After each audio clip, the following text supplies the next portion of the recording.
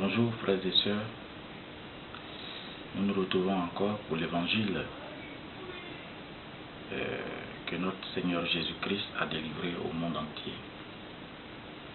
À travers notre Père, leader Olumba Obu, le seul chef spirituel qui roule et contrôle tout le monde entier. Le vrai nom de Dieu, c'est la puissance. Première leçon, Hébreux chapitre 13, verset 8. Jésus-Christ est le même hier, aujourd'hui et pour l'éternité.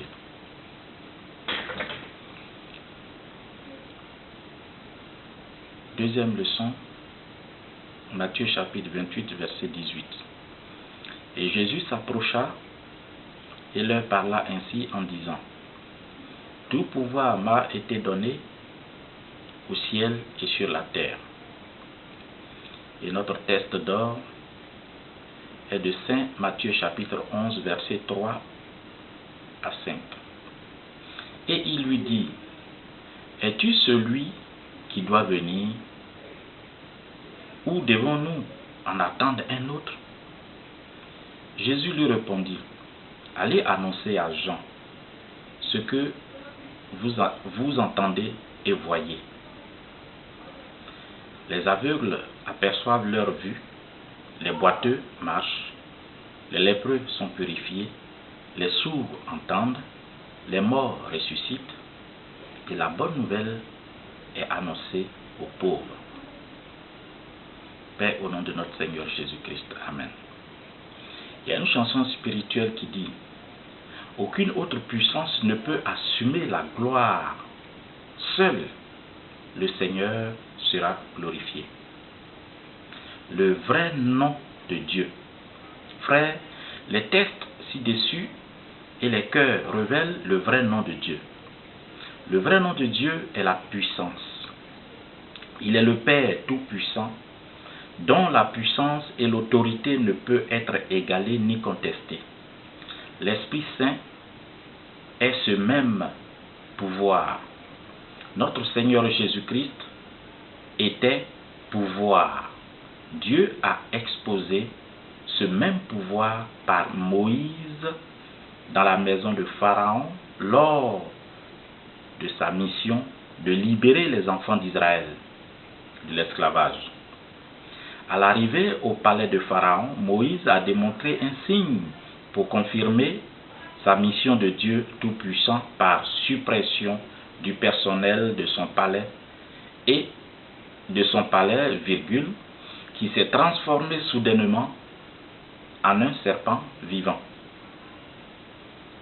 Voyant cela, Pharaon se mit à rire pour mépriser et immédiatement envoya ses plus puissants magiciens qui ont également répété exactement ce que Moïse a fait. Mais le serpent mosaïque a avalé le serpent des magiciens, c'est-à-dire de Pharaon, qui devait révéler à Pharaon et au monde entier que Dieu est le Tout-Puissant. Il y a une chanson spirituelle qui dit: la puissance de Satan, qui a jusqu'à présent entravé le travail de Dieu, a été détruite. Dieu est le pouvoir absolu. Frères, cet évangile force l'affirmation que la position surpasse la puissance. Puissance elle-même est Dieu. Celui qui croit que la position est supérieure à la puissance invariablement croit que l'homme est plus puissant que Dieu. L'homme est plus grand que Dieu, Des gens comme Nebuchadnezzar ont occupé des postes exaltés, mais étaient impuissants. Le royaume de Dieu n'est rien d'autre que la puissance. L'homme, dans sa curiosité, a la soif de domination, toujours à imiter Dieu, même le surpasser, en oubliant que Dieu est un immense pouvoir concentré. Il s'agit de la christique. Christ n'est pas un nom ordinaire, mais le statut du pouvoir absolu. Dieu soumet tous ceux qui sont dans des positions exaltées, parce qu'il est le Tout-Puissant et le Père suprême. Notre Seigneur Jésus-Christ a demandé à ses disciples qui les hommes disent qu'il était. Les disciples mentionnaient de divers noms tels que Jean le Baptiste, Élie, Jérémie ou l'un des prophètes. Ensuite, il s'est tourné vers les disciples et leur demanda quelle est leur propre opinion sur son identité. Ensuite, Simon-Pierre se leva et dit qu'il était le Christ, le Saint de Dieu. Et Christ le chargea de ne pas dire à personne jusqu'à présent. Et jusqu'à présent, savez-vous que notre Seigneur Jésus-Christ est Dieu? Savez-vous qu'il est puissant? Le titre Christ était le nom donné par les Juifs à tout grand phénomène. Il a averti ses disciples de garder cette révélation secrète jusqu'au temps fixé, c'est-à-dire après son ascension. Les gens peuvent répondre à divers noms tels que Ocon, Osuko, Jacques et autres, mais pas Christ. Toute personne qui vous dit que son nom est Christ est un menteur et blasphémateur. Notre Seigneur Jésus-Christ a obtenu ce statut seulement quand il a eu accès à la christique en remplissant les conditions requises, qui comprenaient la persécution, la crucifixion et la résurrection.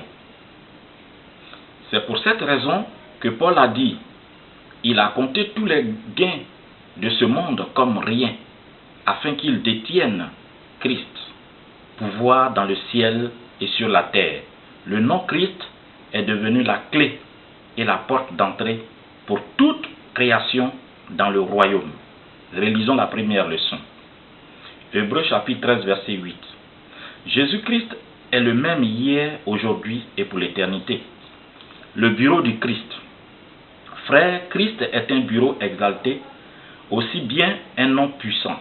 Le nom Christ est la puissance, ce qui est Dieu. Par conséquent, le Christ est Dieu. Les Juifs ne savaient pas ce fait. La voix de Dieu est inconnue de n'importe quel homme.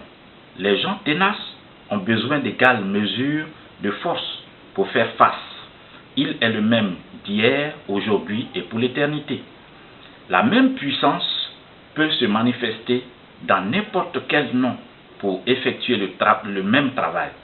C'est pourquoi, partout où il y a abondance et pouvoir absolu, il faut savoir que Dieu est là.